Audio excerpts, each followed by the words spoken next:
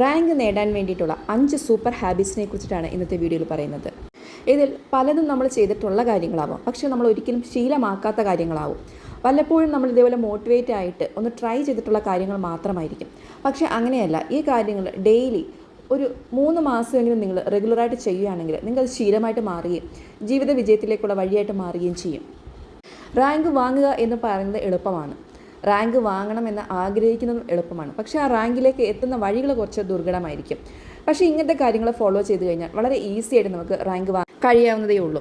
അതിൽ ആദ്യം ചെയ്യേണ്ടത് പുലർച്ചെ 5 മണിക്ക് എഴുന്നേൽക്കുക എന്നുള്ളതാണ്. ഞാൻ നേരത്തെ വീഡിയോയിൽ ബ്രഹ്മമുഹൂർത്തത്തെക്കുറിച്ച് പറഞ്ഞിട്ടുണ്ട്. ബ്രഹ്മമുഹൂർത്തം എന്ന് പറയുന്നത് 4:30 തുടങ്ങുമെങ്കിലും നമുക്ക് 5 മണിക്കെങ്കിലും എഴുന്നേൽക്കാൻ കഴിയണം. 5 മണിക്ക് എഴുന്നേറ്റ് ചെറുതായിട്ടൊന്ന് യോഗയോ മെഡിറ്റേഷനോ ഒക്കെ ചെയ്തിട്ട് പഠിക്കാനിരിക്കുക. ലോകം ഉണരുന്നതിന് മുൻപ് തന്നെ ഉണരുന്നത് ഒരു പ്രത്യേക ശീലമാണ്, അല്ലെങ്കിൽ ഒരു പ്രത്യേക എനർജി നമുക്ക് നൽകുന്നതാണ്. ദിവസവും കുറഞ്ഞത് ഒരു 20 മിനിറ്റെങ്കിലും നിങ്ങൾ മെഡിറ്റേറ്റ് ചെയ്തിട്ട് പഠിക്കാനിരിക്കുകയാണെങ്കിൽ അത്രയ്ക്ക് ഏകാഗ്രതയും എനർജിയൊക്കെ ആ ദിവസം മുഴുവൻ കിട്ടുന്നതാണ്. അടുത്ത നിങ്ങൾ ചെയ്യേണ്ട ശീലം ദിവസം 3 മണിക്കൂർ വായിക്കുക എന്നുള്ളതാണ്. ഒരിക്കലും കണ്ടിന്യൂസ് ആയിട്ട് 3 മണിക്കൂർ വായിക്കേണ്ട കാര്യമില്ല. രാവിലെയും ഉച്ചയ്ക്കും വൈകിട്ടും അങ്ങനെ 3 നേരമായിട്ട് സ്പ്ലിറ്റ് ചെയ്ത് നിങ്ങൾക്ക് വേണമെങ്കിൽ വായിക്കാം, അല്ലെങ്കിൽ രാവിലെയും വൈകുന്നേരം 1.5 മണിക്കൂർ വെച്ചിട്ട് വായിക്കാം. എന്താണെങ്കിൽ തന്നെയും ആ സമയത്ത് സോഷ്യൽ മീഡിയ സ്ക്രോൾ ചെയ്യുന്നതിന് പകരം നിങ്ങൾക്ക് പഠിക്കാനുള്ള പുസ്തകങ്ങളെടുത്ത് മനസ്സിരുത്തി ഒന്ന് വായിച്ചു നോക്കുക. ആ ഒരു വായനാശീലം നമുക്ക് പിന്നീട് മാറുകയില്ല, ഡെയിലി നമ്മൾ വായിച്ചുകൊണ്ടേയിരിക്കും. അതോടൊപ്പം തന്നെ നിങ്ങൾക്ക് മറ്റുള്ളവരുടെ ബയോഗ്രാഫി അല്ലെങ്കിൽ സെൽഫ് ഇമ്പ്രൂവ്മെൻ്റ് ആയിട്ടുള്ള ബുക്സൊക്കെ നമുക്ക് നല്ലത് വാങ്ങിക്കാൻ കിട്ടും. അതൊക്കെ വായിക്കുന്നതും നല്ലതാണ്. അടുത്ത് ചെയ്യേണ്ട കാര്യം അനാവശ്യമായിട്ടുള്ള ടെൻഷൻ ഒഴിവാക്കുക. പരീക്ഷയെക്കുറിച്ചും ജീവിതത്തെക്കുറിച്ചൊക്കെ അനാവശ്യമായ ടെൻഷൻസ് ഒഴിവാക്കുക. ചെറിയ ടെൻഷൻ നല്ലതാണ്. നമ്മുടെ നിയന്ത്രണത്തിലല്ലാത്ത കാര്യങ്ങളെക്കുറിച്ച് ഓർക്കാതിരിക്കുന്നതാണ് നല്ലത്.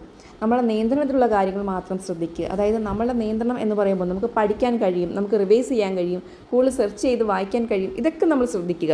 അതുകൊണ്ടൊപ്പം മെഡിറ്റേഷനും ജേർണലിങ്ങും നിങ്ങൾ ദിവസം എന്തെല്ലാം കാര്യങ്ങൾ ചെയ്തു എന്നുകൂടി ഒരു ബുക്കിൽ എഴുതി വെക്കുക. അത് ശീലമാക്കി കഴിഞ്ഞാൽ നമുക്ക് കുറ്റബോധം തോന്നും. ഒരു ദിവസം പഠിച്ചില്ലെങ്കിൽ ഇത്രയും പഠിക്കാൻ കഴിഞ്ഞില്ലല്ലോ, അല്ലെങ്കിൽ ഞാൻ ഇന്ന് ഉഴപ്പിപ്പോയല്ലോ. ആ ഒരു ജേർണലിങ് ചെയ്യുമ്പോൾ നമുക്ക് അങ്ങനെയെങ്കിലും ഒരു വിഷമം വന്നിട്ടെങ്കിലും അടുത്ത പ്രാവശ്യം നമ്മൾ അല്ലെങ്കിൽ അടുത്ത ദിവസം നമ്മൾ ഇമ്പ്രൂവ് ആവാൻ വേണ്ടിയിട്ട് ട്രൈ ചെയ്യും. അടുത്ത് ചെയ്യേണ്ടത് ആഴ്ചയിൽ ഒരിക്കൽ ഫോണില്ലാത്ത ദിവസമായിട്ട് ആചരിക്കുക. സാധാരണ നമ്മൾ ഫാസ്റ്റിംഗ് ഒക്കെ ചെയ്യില്ലേ, ഒരു ദിവസം ഫുഡ് കഴിക്കാതിരിക്കുക, ഒരു ദിവസം ഫ്രൂട്ട് ഫാസ്റ്റിംഗ് ചെയ്യുക. അതുപോലെ സോഷ്യൽ മീഡിയ ഫാസ്റ്റിംഗ് നമുക്ക് ചെയ്യാൻ പറ്റും. ഒരു ദിവസം ഫുള്ള് നമ്മൾ ലാപ്ടോപ്പോ ടാബോ ടിവിയോ ഒരു ഫോണും ഉപയോഗിക്കാതെ, അതായത് സോഷ്യൽ മീഡിയ നോക്കത്തേ ഇല്ലെന്നുള്ള രീതിയിൽ ആ ഒരു ദിവസം മൊത്തം നിങ്ങളൊന്ന് നിയന്ത്രിച്ച് നോക്കുക. ഇങ്ങനെ ചെയ്താലുള്ള ഒരു പ്രയോജനം ആ ദിവസം മാത്രമല്ല, ആ ആഴ്ചയിൽ മറ്റ് ദിവസങ്ങളിലും നിങ്ങൾക്ക് അനാവശ്യമായിട്ടുള്ള ഫോൺ യൂസ് കുറയ്ക്കാൻ കഴിയും. നിങ്ങൾ എന്തെങ്കിലും പഠിക്കാനിരിക്കുമ്പോൾ ഫോൺ ഉപയോഗിക്കുന്ന ശീലമൊക്കെ മാറിക്കിട്ടും. അത് നമ്മളെ മനസ്സിനെ ട്രെയിൻ ചെയ്തെടുക്കുന്ന ഒരു ദിവസമാക്കിയിട്ട് ഈ ആഴ്ചയിൽ ഒരു ദിവസം ഫോൺ ഫാസ്റ്റിംഗ് ചെയ്യുക.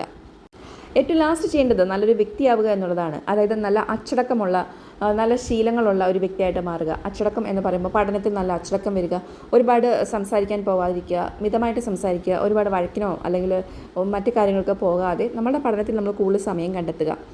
നമ്മുടെ പേഴ്സണാലിറ്റി ഇമ്പ്രൂവ് ചെയ്യാനുള്ള കാര്യങ്ങൾ ചെയ്യുക. അതായത് കൂടുതൽ പ്ലാൻഡ് ആയിട്ട് ഓർഗനൈസ് ചെയ്ത് പഠിക്കാനുള്ള കാര്യങ്ങളെക്കുറിച്ച് ആലോചിച്ചുകൊണ്ടിരിക്കുക. എപ്പോഴും നമ്മുടെ മുമ്പിൽ മറ്റുള്ള ആയിരിക്കരുത് നമ്മുടെ മുമ്പിൽ ഉണ്ടാവേണ്ടത്. അപ്പം റിലേഷൻഷിപ്പ് പ്രശ്നങ്ങൾ അല്ലെങ്കിൽ മറ്റ് ഫാമിലി പ്രശ്നങ്ങൾ ഇതിനെക്കുറിച്ചൊക്കെ ചിന്തിക്കാതെ നമ്മുടെ ലൈഫ് എങ്ങനെ ഇമ്പ്രൂവ് ആവണം, അതിന് വേണ്ടിയിട്ട് എന്തൊക്കെ ചെയ്യണം, ഇങ്ങനത്തെ കാര്യങ്ങൾ പ്ലാൻ ചെയ്തുകൊണ്ടിരിക്കുകയാണെങ്കിൽ മറ്റൊരു പ്രശ്നവും നമ്മുടെ മുമ്പിൽ ഒരു വലിയ പ്രോബ്ലമായിട്ട് തോന്നുകയില്ല. പരമാവധി നമ്മുടെ ലൈഫ് സക്സസ് ആവാനുള്ള കാര്യങ്ങളിൽ മാത്രം കോൺസെൻട്രേറ്റ് ചെയ്യുക. അതോടൊപ്പം മറ്റുള്ളവരെ നമുക്ക് സഹായിക്കാം, പല രീതിയിൽ സഹായിക്കാം. പക്ഷേ ഏറ്റവും കൂടുതൽ ഇമ്പോർട്ടൻസ് നൽകുന്നത് നമ്മുടെ ലൈഫിന് തന്നെയാണ്.